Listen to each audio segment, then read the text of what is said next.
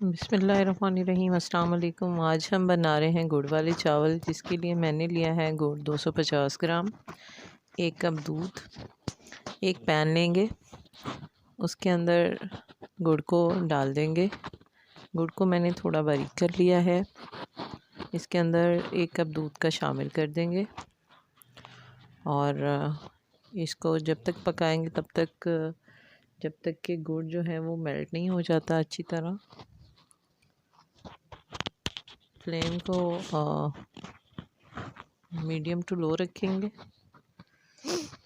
अगर हम high flame पे इसको पकाएंगे तो ये बहुत जल्दी जो है ना दूध ड्राई हो जाएगा और गुड़ जो है वो मेल्ट नहीं होगा। इसलिए इसको नॉर्मल आंच पे, दरमियानी आंच पे रख के पकाएं।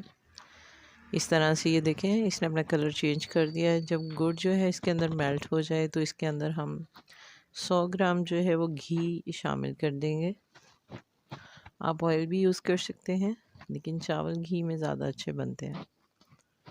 100 ग्राम घी जो है वो ऐड करने के बाद हम इसको अच्छी तरह से मिक्स करके इसका शीरा तैयार कर लेंगे। ये देखें, बबल्स ख़त्म हो गए हैं, बिल्कुल अच्छी तरह से घी और गुड़ जो है वो मिक्स हो गए हैं। एक साइड पे हमने चावल बॉईल करने के लिए रखे हुए हैं।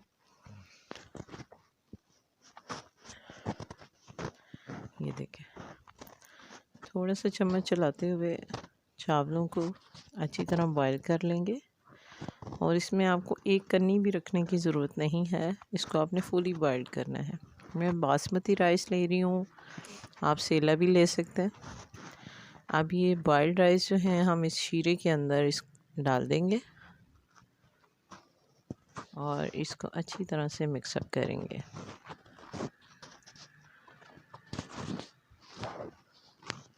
अच्छी तरह से मिक्सअप करने के बाद हम इसको 2 से 3 मिनट पकाएंगे, बिल्कुल लो फ्लेम पे। हाई नहीं करेंगे, नहीं तो चावल जल जाएंगे।